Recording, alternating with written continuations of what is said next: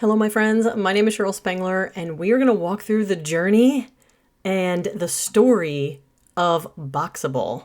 If you have not heard of this company, it started in 2017 as a 375 square foot modular, ready to change the world. And I've just been doing a lot of research into a bunch of different companies, and I thought this would be a very, very interesting walk through journey of BOXABL, the modular housing dream that ran into reality is what I'm going to call it.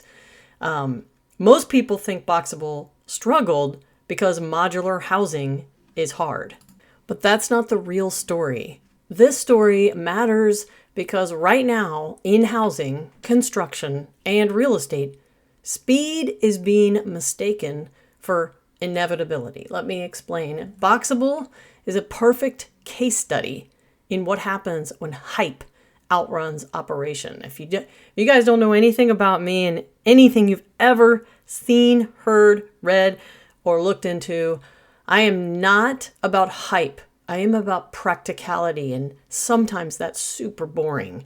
But in the end, the lessons are that, okay, let's just get into it.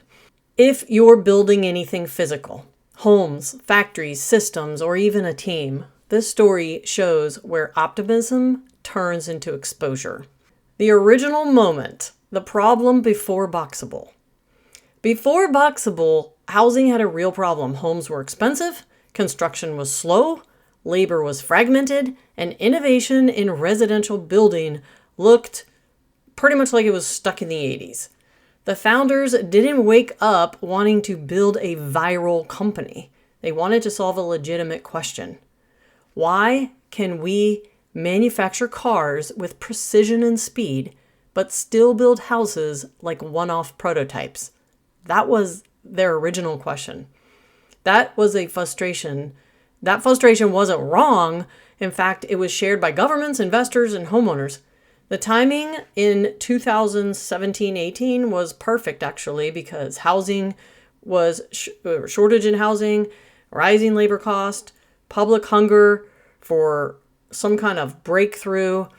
The idea was good. The environment was good. And that was just 3 years pre-COVID. The idea was sound. What came next is where things got really interesting. BOXABL made one defining early decision. They didn't just want to build modular homes. They wanted to redefine housing manufacturing entirely. Their first bet was pretty radical. Factory-built, foldable units shipped like consumer products. They wanted to be pretty much like the Amazon of modular housing, branded like a tech company. This wasn't an incremental innovation. It was kind of like a moonshot. And here's the thing. That decision locked them into extreme complexity from day one. If this bet worked, they would leapfrog the entire industry. If it didn't, there was no easy fallback. That choice shaped everything that followed in their story. Momentum, viral videos, celebrity interest, government curiosity, hundreds of millions of public attention. I don't know if you guys remember that they basically touted that Elon Musk was and had a BOXABL at his facility and home. That still to date is not 100% verified. They had celebrity interests. They used to do videos where they would drop a car, a Tesla, or any car on their BOXABL unit just to show how durable it was. They were very, very good at marketing videos, I will say. It was a father-son who started BOXABL. And there's something interesting I'm going to tell you about in a minute. From the outside, it looked like it was inevitable to be a super success. But internally, momentum created pressure. And everyone who starts a business knows this. The minute you launch, if you get a big following, if you have people love you, love what you're doing, love your vision, you have intense pressure to follow through with that. So hopefully you've done all the work beforehand to scale before systems were proven, to promise something like their timelines of manufacturing that they couldn't really meet, to sell the vision before they had kind of a repeatability that existed. They hadn't really done a significant amount of homes to say, yeah, we've done it, we've proven this timeline. This is the moment where many companies confuse interest with readiness. Momentum feels like validation until it isn't. So reality showed up quietly. The zoning didn't cooperate, which I find it very interesting that they did not pursue local zoning acceptance before launching. That seems weird. Local approvals weren't standardized. I will tell you in the end here, I'm going to tell you something that has changed just this year, 2026, that would have made a difference for them, but it wasn't there yet. Transportation costs weren't trivial, and I will tell you that I was one of the first to put a deposit down on a BOXABL. I think I put like $5,000 down, okay? And they only required like $100 actually. But when I looked into what it would take to travel from their location to Virginia, it was like $5,500 or something just to travel. Even though they made it simple, I'm kind of diverting here, but they made it super simple. The goal they did was to fold the BOXABL modular to a width no larger than 8 feet in travel. So if you were to exceed a wider highway traveling unit wider than 8 feet, then it was considered an extra large, and then there was more travel fees, and that's why they folded it into 8 feet wide. Anyway, back to the story. Factories don't magically run themselves. They came to some harder truths, like manufacturing housing isn't like manufacturing electronics.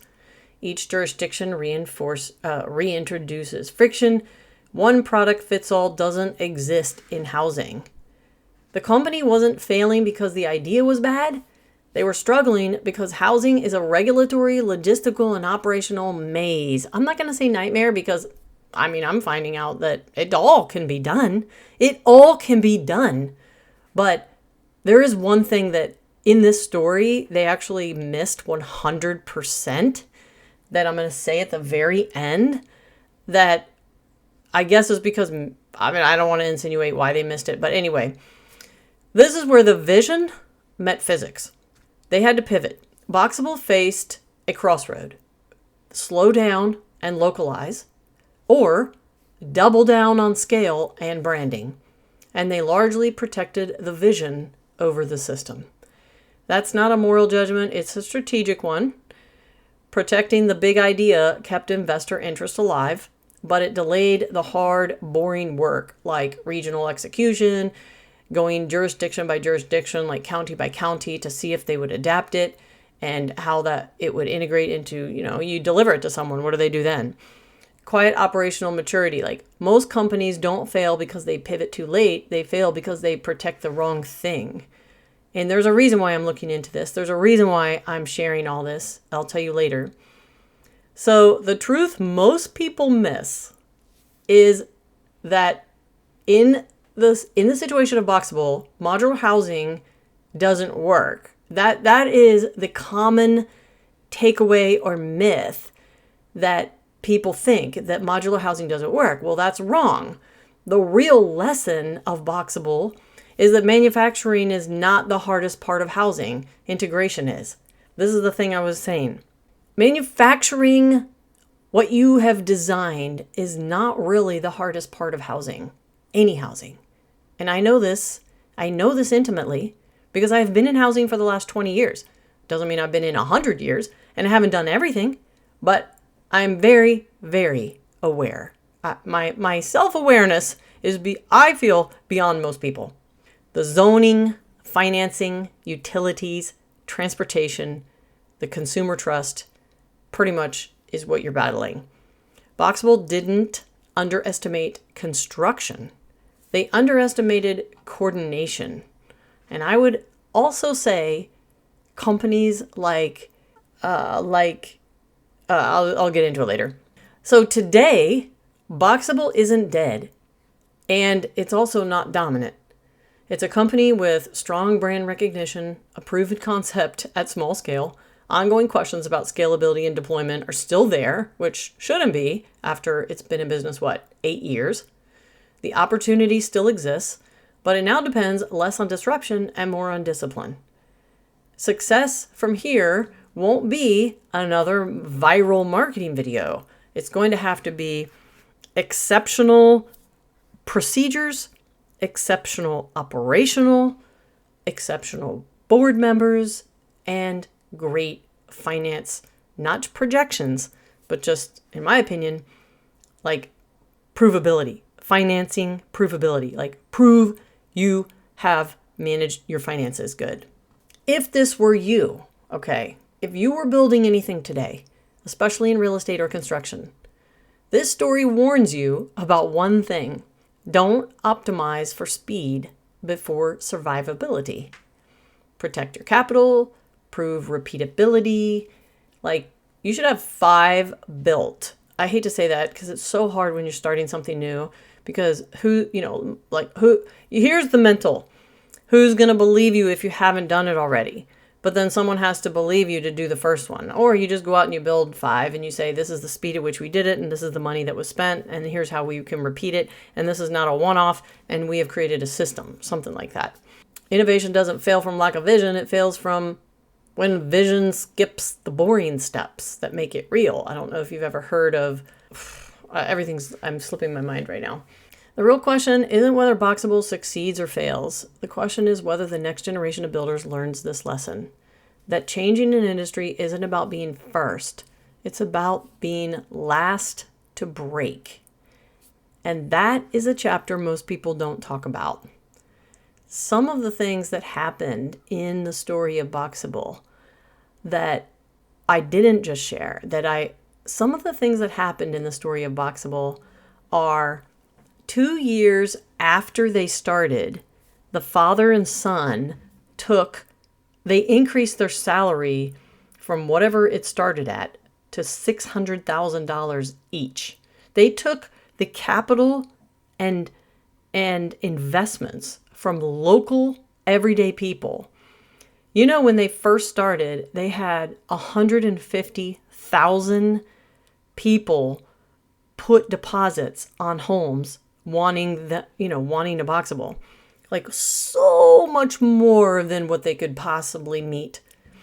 And to date, as of today, what is it? January 18, 2026, they have only actually built around 744 BOXABLs.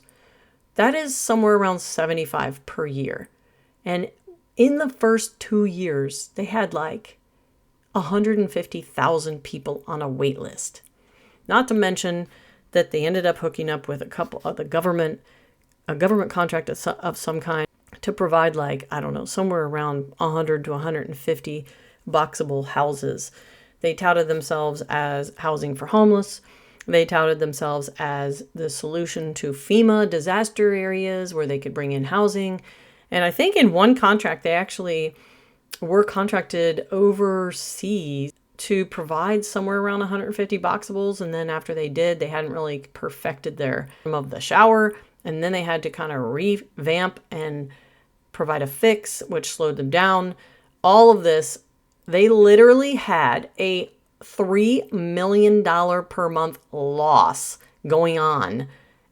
I don't know that they ever actually profited more than 160,000. I think their profit was so low, they took a loss every single year.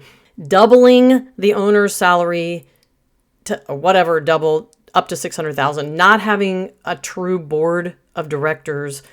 They didn't have like a chief finance officer or operations officer.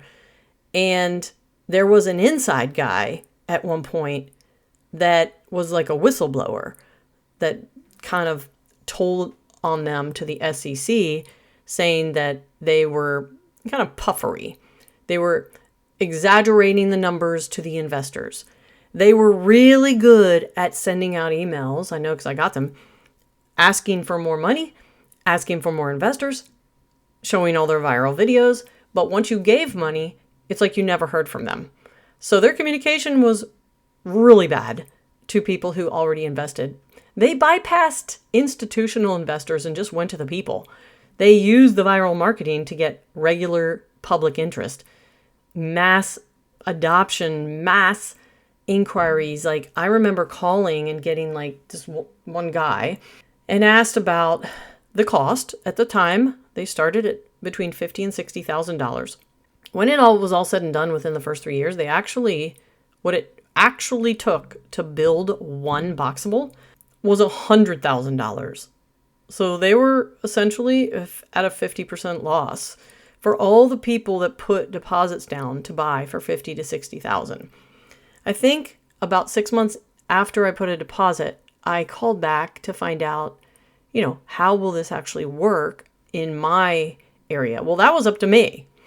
You buy it, you pay for it in full, you pay for the transportation, like I told you was $5,500 to get it to Virginia. And then when it gets there, it's up to you. It's up to you to first of all, find out if it's even possible.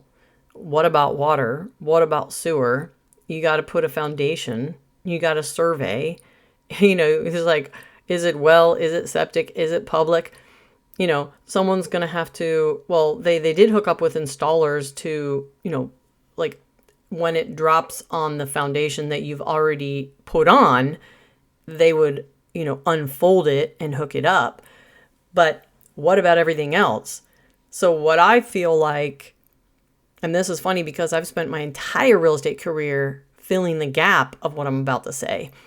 I feel like the thing that they miss the most, which seems really odd, is that they did not educate how to integrate their product into each local person's parcel. You own a home. You don't own a home. You own a piece of land. You don't own a piece of land. What about those 4 scenarios? If you own a home and you have a BOXABL, what is it? It's an accessory dwelling unit. That wasn't something that was widely accepted in any county, in any state in the United States at that point. If you don't own a home, is this your primary residence? Okay, well, you're going to need public water, sewer, or well and septic. If you own a piece of land, will the county allow a home this small? Most of the time, no. Because again, like this whole ADU accessory dwelling unit thing, this was considered a tiny home. Well, there are restrictions to that. And I can tell you right now that Arlington County, Virginia, Fauquier County, Virginia, and Loudoun County, Virginia are the 3 widely accepted tiny home / accessory dwelling unit friendly counties in Virginia. Prince William County will not allow you to just plop a tiny home, or they don't even allow accessory dwelling units, which is a secondary home on an existing lot, to be a primary home. Fredericksburg City has given the idea that they would allow it, but they haven't approved it. The idea was put forward, but it wasn't actually approved. So, if you want more information about things like accessory dwelling units, go to aduvirginia.com. It's something I've developed that I'm working on and that updates every day. But if you're thinking, was a BOXABL something in your mind that you would actually live in as a primary residence? Well, that's super restrictive in all the counties, at least in Virginia. So they never really took into account how someone will go from putting a deposit to actually walking inside the home and living. How will they get it here? How will they prep the land? What is required? What's the step-by-step? And this is something that I obsess over because it's the help that people seem to never get. What do you think about this story? Would you be interested in hearing more stories or journeys of these random companies that exist, that are builders, that are small? I'm doing 3 more. I'm working on 3 more. I'm looking at the history of a couple more. Let me know what you think, and I'll see you guys in the next podcast.